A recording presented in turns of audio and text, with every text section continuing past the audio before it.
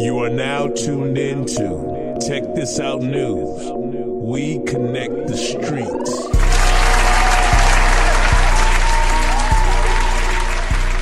My name is Les Borsail. I'm a partner in Wavemaker Genesis and started my career in the music business a long time ago by working at different concert companies, working at MCA Universal.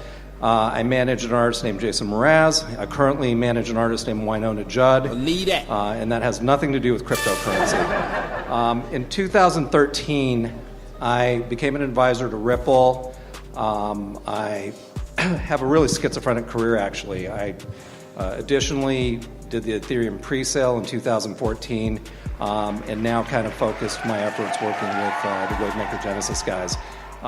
We have a really great panel, so what I'm going to do is let each of the panelists introduce themselves right now because it's a super diverse panel, and everyone does something a little bit different in entertainment. So why don't we start with you? My name is Erik Banks. I'm the founder and CEO of Zen. We're building a decentralized platform, surprise, for emerging pop culture video editors, Generation Z, making them stakeholders by allowing them to earn our Zen coin cryptocurrency. Hi, everyone. I'm Ann Greenberg. I'm the founder and CEO of Entertainment AI, which is a decentralized smart content marketplace. And Put some respect on my name. I like to say that blockchain is evolutionary, not revolutionary, because the antecedents of this are really, really interesting to take a look at, especially outside of fintech. So I founded a company called Gracenote in the late 90s, based on some IP we had developed earlier in the 90s. And it was really a very early example of what you can do with a decentralized approach. That was the first crowdsourced company. I'm really pleased to be here. Hey guys, I'm Andrew. I'm a venture partner at Science Inc. We did a security token back in August. I'm also an advisor and mentor at Stanford University's StartX Incubator. So I work with a bunch of ICOs. The entertainment ones that I'm focusing on now is one in particular called Kind Heaven, which is an immersive entertainment facility across from Caesars in Vegas, and I'm looking forward to talking about that. Okay! My name's Matt Sorum. I'm a musician. I was in bands Guns N' Roses, The Cult, and Grammy Award-winning band Velvet Revolver. And been in the tech space for about the last 4 years. I'm involved with a company called Artbit. My title is Head of Communications, so I'm here to communicate with you today. And Artbit is a platform built on Hedera Hashgraph. And the space will be for artists, brands, and the community to all share the space and be able to monetize with cryptocurrency. So I'm here to talk about that today, and thanks for having me. Hi, my name is Lauren Selig. I'm an investor and advisor to a number of different cryptocurrency companies, but I'm a producer at heart of movies. So I thought I would merge the two things that I love to do, and I'm working with a company called MovieCoin to help make the movie industry more accessible and transparent.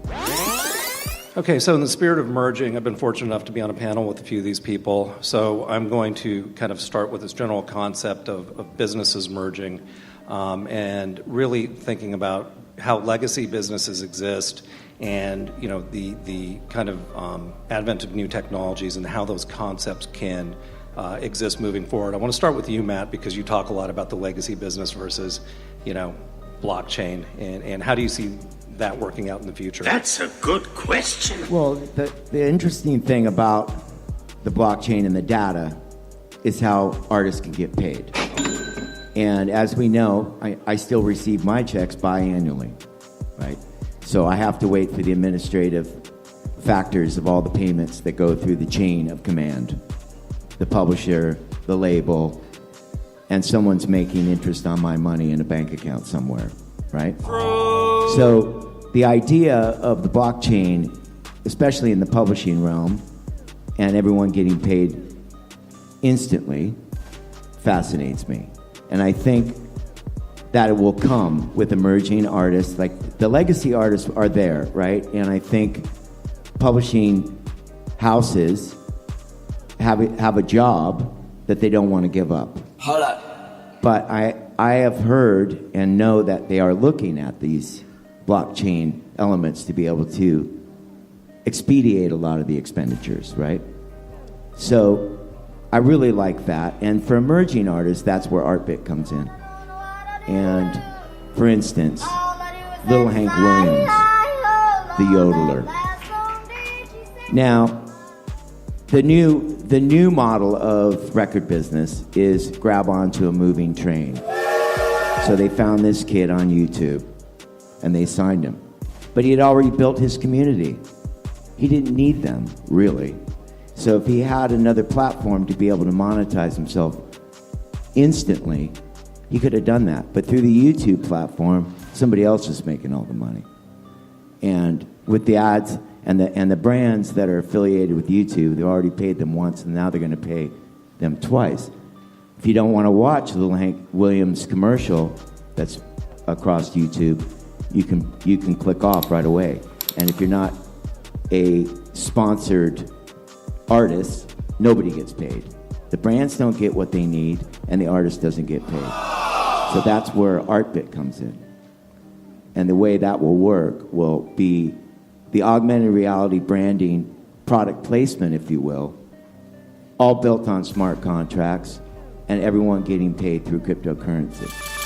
Okay, so that's a natural use case. The blockchain, helping alleviate costs through payments, but also kind of really offering transparency. So is transparency a good thing, and is that something that's going to be accepted in existing businesses today, where content creators, are not always the most forthcoming with payments? And anyone can answer this. You got to remember that the record companies were offered when music was digitized. They were offered that streaming aspect of music, right? With the original, the original digital version of that. It ended up being Apple and iTunes and everything, and they naysayed it. So it's the same thing that's happening now. I really feel this is no different than digitized music, and it will come. It just will take time. And artists have to be the ones that speak out on what they really want. Talk to 'em. But I feel that the old guard is always going to be there, and they're going to try to keep that command. But much like, everything that's happened with Airbnb and Uber and all the other direct source stuff, music is no different. We just need to build the new community and the emerging new young artists. Because, as we know, older artists will be in the catalog, but they're going to get older and older and older. So we can build the new world.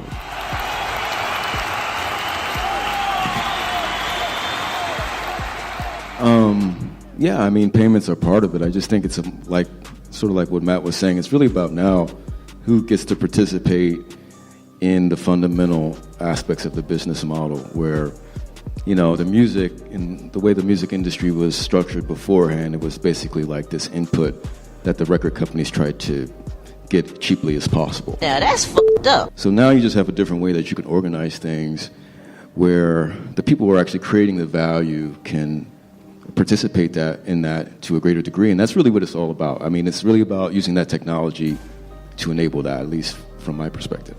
Yeah, and I think influencers even have a problem with monetizing their following today. Because if you ask anyone like Jake Paul or whoever, most of their revenue is coming from merchandise. Damn, son. Which is a sign that YouTube and other content channels aren't giving them the benefit of higher revenue off of view count or driving their community to YouTube, which is a third-party platform. So to side with Matt, it'd be better if they could monetize their content via the blockchain and not have to deal with that content provider that's taking a massive cut. And then they wouldn't be depending on selling merchandise, which changes content, which changes what kids are watching, and kind of leads influencers down the road of creating content driven by clickbait as opposed to content that could actually be watchable. There are significant pain points for influencers and artists. There's also the same kind of pain points for investors, and that certainly exists in the movie business, where I think the first movie I became involved in 2013, by 2014 I still had no idea where my money went. There were these cam account agreements that I had to basically beg the studio to have access to see where the dollars went and the water flow, and there was zero transparency as to how, when, or if I was going to actually see any of my investment back. And it was kind of an embarrassing situation that you would have thought after many, many years of movie making would have, someone would have solved it, but they haven't. And then there's the whole issue of a lot of people would love to be able to invest in a movie, but they have no idea how to have access to a director or an artist or a script. So this sort of opens up those pain point doors and allows all of those issues to be solved in a very different way, which, the goal is to have that help both investors on the, accessibility and transparency side and liquidity side, and also same thing with the artists. So we're all looking at the same waterfall. We're all looking at the same information. There's no hidden features involved in what we're trying to do, and hopefully that will become the norm. That'd be the goal. So I want to pick up on what you're all saying, actually, which is we have a continuum from legacy artists to emerging artists and the people we used to call our audience, who are the influencers. And I really stand with the audience and say and I may piss off some people on the panel, but I say the audience is the artist. And that what we're really seeing right now is this massive shift in what can be created. I don't want to just get what we created over the last 100 years of recorded media onto a blockchain, and even if that's the first wave, but I'm really, really interested in seeing what new kinds of meanings and experiences can be created in ways never imagined before. I think Frank, you're starting to, get in there with this having a flattened marketplace where people are participating, and that's really where I'm focused right now with Entertainment AI, which is to do a flattened marketplace for the automated smart content creation. And what we're doing is, and I started working on this before blockchain, before Satoshi published his white paper, but was trying to work on the next level of entertainment data granularity. Gracenote is the largest entertainment data company in the world. So after I left, I started working on sort of the next level to virtualize production. And so what I came up with was micro metadata. Micro metadata will allow us to go beyond information about information to information about who, what, when, where, and how. So we could completely virtualize it. And because it's an exponential media machine outputting exponential media, I had a problem. I thought, no one's going to fund me. This is before we had elastic storage. Because we would be outputting so much media that it would cost more to store it than we could make in the company. So I described it working with a decentralized system. That's why I was really, really early. But described the system to someone about 6 years ago, and they said, "Have you heard of blockchain?" And I said, "No." But yeah. Anne has an incredible story, and she will share it with everyone after. It's very long, but it's very interesting. And I say that with love, Anne. I want you to spend time. But I think it's important to think about the meaning of what we're doing, what this stuff represents. Right. No, I mean, that wasn't meant to be insulting. Okay, so, kind of along those same lines, one of the things that fascinates me is kind of to Anne's point, Anne has been building kind of this disruptive technology, and that was really the spirit of it, and that's where the early kind of investments went. Secure your bag. Now what we're seeing is more established companies creating a pivot, and they're the ones getting funded. There's underlying businesses, there's a whole bunch of different kind of financial models connected to it. I would say, Lauren, with what you're involved in, that's a disruptive mechanism, but just to pick on Kind Heaven for a minute, Kind Heaven went out and raised money and could raise money, and you're going to be doing an ICO. Is the ICO necessary, in addition to the fact that you've already raised a significant amount of money for this incredible project? Yeah, so Kind Heaven is an immersive entertainment center in Las Vegas. It's across the street from Caesars.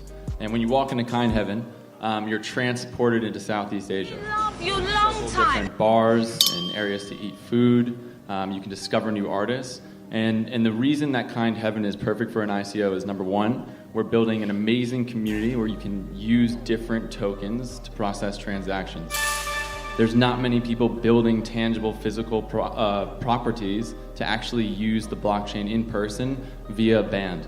So you come in, you do a purchase, it's seamless, and you're walking through. The community aspect is going to be huge about that. The secondary aspect is kind of what Matt was talking about, which was every single artist inside of Kind Heaven, the token holder can benefit from their revenue via royalties. So instead of an artist kind of not being able to monetize their community, they now can directly monetize their community, and their community now can become their investor in